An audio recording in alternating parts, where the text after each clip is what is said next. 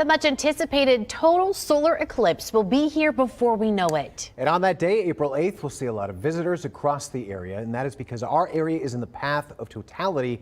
Local agencies, they're hosting fun events for that special day. So Lydia Bice spoke to the Dayton Convention and Visitors Bureau today, and Lydia, they got a lot planned, I imagine. That's right. There are a lot of events planned either on or around April 8th because our area is in totality. And Dayton actually has so many eclipse events that we were actually ranked in the top 10 cities in the country to view the eclipse, according to USA Today. Now, one of those many events are going to take place right here behind me at the National Museum of the United States Air Force. We're going to have hot air balloon glow going on from around 2:30 to 3:30. So we have 4 hot air balloon pilots who are coming in, and we also are going to be having a rocket launch going on. Now, the Boonshoft Museum of Discovery is also planning for the eclipse, and they'll have solar telescopes and a ton of family-friendly activities at the museum and at Triangle Park that day, as we all await for it to get dark around 3:10 that afternoon. Now, head over to Fox 45 at 6:30, where you'll hear what other agencies have fun festivities planned, and you'll find out where you can get your eclipse glasses way in advance. Back to you. Lydia, thanks. We've been keeping you up to date on air and online with everything eclipse related. You can find all of our coverage at Dayton247now.com. Just click on the 2024 eclipse heading in the news tab. Funeral arrangements have been made for 14-year-old Ellie Carter tonight. Ellie's body was discovered in the Great Miami River on Sunday after she was last seen on January 31st. Visitation will be held at Baird Funeral Home in Troy on Thursday from 4 to 8 p.m. Her funeral will be held Friday at 11 o'clock in the morning. Ellie will be laid to rest at Riverside Cemetery. Now, in lieu of flowers and gifts, the family asks you consider to go to the GoFundMe account set up in Ellie's name to help cover the cost of the funeral expenses. We have linked that GoFundMe in the web version of this story. Well, this man, James Skirvin, has now been indicted on 11 charges in connection to that police chase and shootout that ended with his truck on top of a Trotwood police cruiser with an officer inside. Now, you may remember back in January, police responded to the Voyager Village mobile home park. They found a woman who had been run over, they say. The victim identified Skirvin as her father.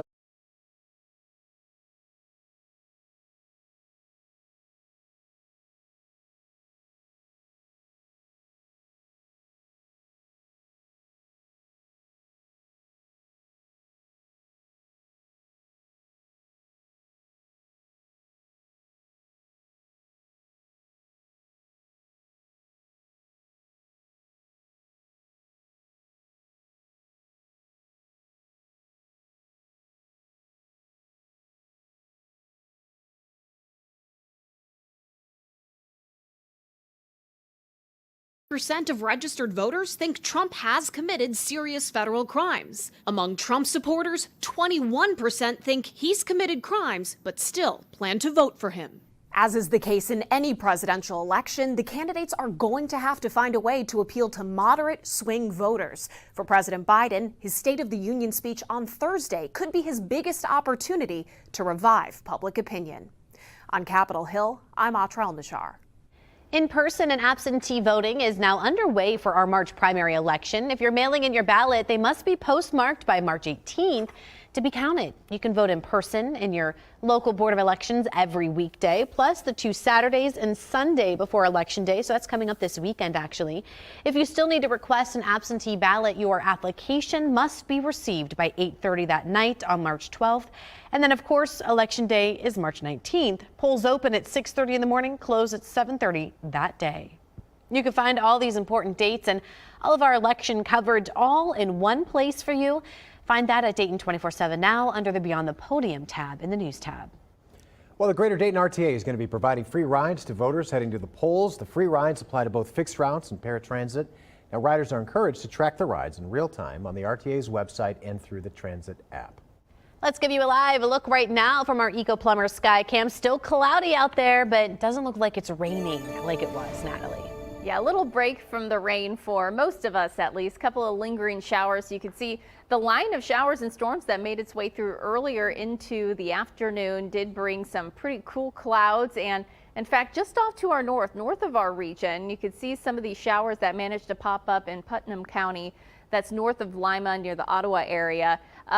Brief landspout tornado did touch down for that area. It was an EF0 tornado with winds of 70 miles per hour. It did cause some damage to a garage as well as some roof damage to a home that was in that region. But these storms that are moving through the area and that made their way off to the north, not necessarily a tornadic type of event. It's a landspout, and that rotation came from the ground versus the cloud. So interesting thing, we'll have some images coming up here in just a little bit, but we have 50s across the area, 58 in Dayton, 57 in Troy, 59 in Sydney.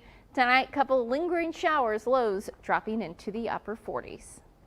High school students who gave up on their college dreams now have hope of attending the college of their dreams. And it's all thanks to one local nonprofit. Kasha Hancock spoke with that nonprofit earlier today. So how do they plan on helping the students, Kasha? With the help of Bottom Line, high school students in Dayton now have the opportunity to get the proper resources to attend and graduate from college.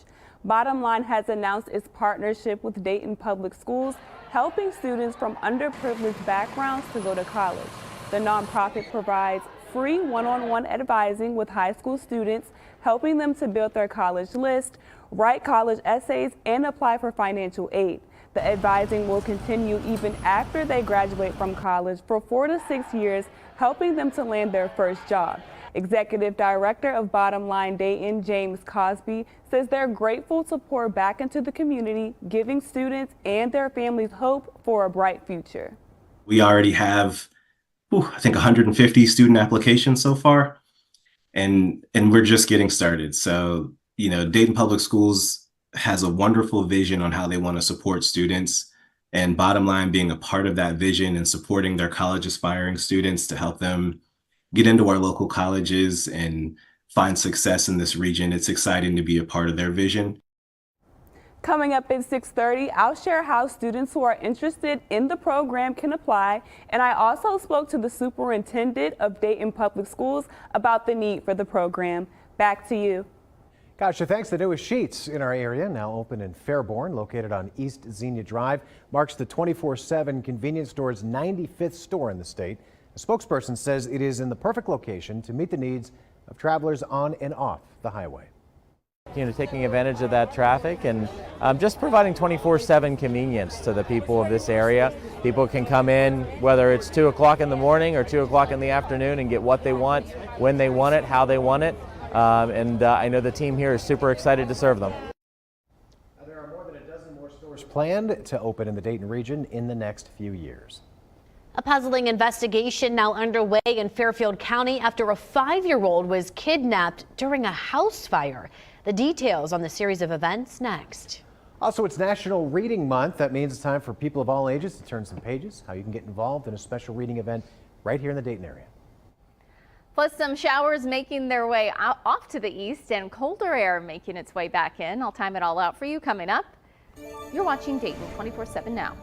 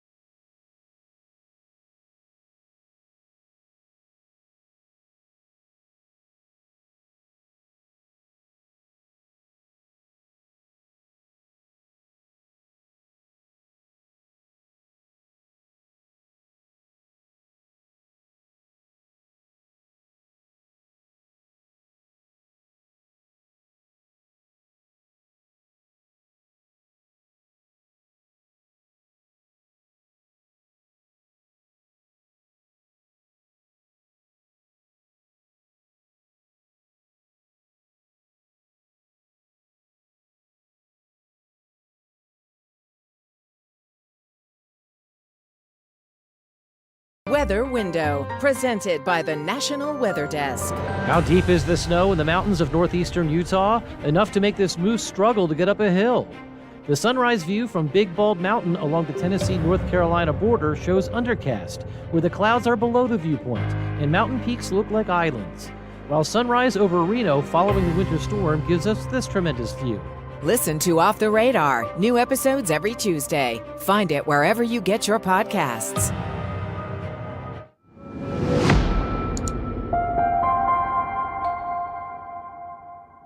We're learning new information tonight in connection with the kidnapping of a Lancaster 5-year-old.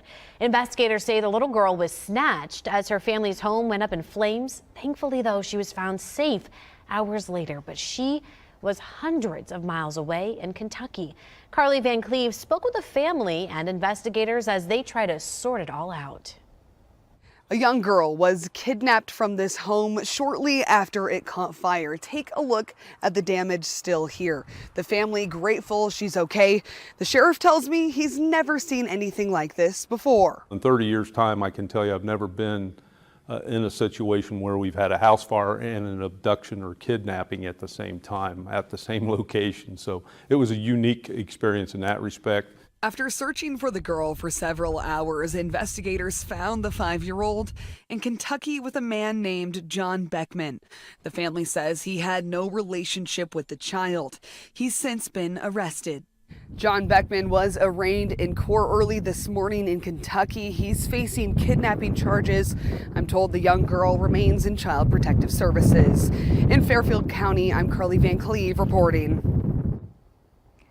Well, here's a look at the landspout tornado I was talking about earlier. This was reported by the Kalida Police Department. Lisa Marie posted this onto Facebook so you can see what looks like a funnel cloud or a tornado, kind of a more narrow than what we would see during a typical tornado. This landspout does cause damage, not necessarily on the stronger side, had winds of 70 miles per hour, but as you can see, not necessarily the sight you want to see with the system that makes its way through like what we saw for today. We didn't see that in our region. Again, that was north of Lima with those storms that popped up earlier into the day. Now this has made its way off to the east. We have some lingering showers to our southwest. We have a little bit more rain that'll make its way in, but now that front is making its way eastward, and we don't have a severe weather risk across the area for the rest of this evening, but cooler air is going to start to slide in and clouds are going to be hanging around as well. So here's a look at what we're tracking overnight. Again, couple of lingering showers even into early tomorrow morning. This is about 7 a.m. Even our southeastern counties could see some lingering rain around the region before we finally start to clear out. Temperatures in the lower 50s, even just hanging out in the upper 40s for our day on Wednesday. And then on Thursday, we start to see a little bit of some sunshine. We'll be back up into the 50s. We do start to see those temperatures rebound a bit more as we head into our Friday, but that also comes with some rain that makes its way back into the region as well. So I'll talk more about that, plus what our temperatures are going to be doing as we head into the weekend coming up. Well, with it being National Reading Month, educators and leaders throughout the Miami Valley are spreading the joy that comes with books. Alex King tells us one way you can join in. Teachers and educators, here is a great opportunity for you. You can partner up with the National Museum of the United States Air Force for its National Education Association's Read Across America program. The theme of this year's Reading Motivation and Awareness program is celebrating a nation of diverse readers. Now, there's online options. The in-person is unfortunately sold out, but for those online options, you can participate on your own schedule throughout the month of March, and you can find all of this information, of course, on the National Museum of the United States Air Force website. But here's an example of some of the books that guests are going to read. The Thunder Mouse, What Grandma Did, and The Fearless Flights of Hazel Ying Lee. So tons of great options. Those are just a few to name. If you're interested in registering, all you have to do is head to this website and email. This is your information, and here's a number to contact as well. Hopefully you can get out, read, and our Dayton 24/7 Now team is actually joining in by reading to different schools throughout the Miami Valley. Back to you guys. And children who have access to books are more successful in school and beyond. That is why we are partnering with Reading is Fundamental and our parent company Sinclair for Sinclair Cares, supporting children's literacy You can scan the QR code to join our virtual book drive. Just $4 can put a new book into the hands of a child, so please consider donating today. Hollywood Trivia is officially underway. You can actually score a $100 prepaid debit card each day and be the $5,000 weekly winner. Just watch Your Day every morning on ABC 22 and Fox 45 and look for that QR code to enter and win. For complete contest rules, head to Dayton247now.com. Just wanted to remind everyone that meteorological spring, although we are here, our average high temperature is not that warm. Upper 40s as of right now. It continues to climb into the upper 50s by the first day of April, but we have been well above that number over these past couple of days, making it into the 60s today. We had those 70s out there yesterday. Next several days going to be a little cooler. In fact, I do think for most of the day tomorrow we're going to be hanging out in the 40s. Back up into the mid 50s on Thursday. Friday getting back up to 60 degrees before we start to see even chillier air return. By Sunday, highs getting back down into the mid 40s. So it does turn colder as we start off next week. It's almost just like a roller coaster ride this time of the year with the ups and downs in our temperatures. And we have some more rain on the way Friday into Saturday as well. So I'll have a look at our 7-day coming up. The lottery jackpots continuing to rise. The millions someone lucky enough could actually win tonight. You're watching Dayton 24/7 now.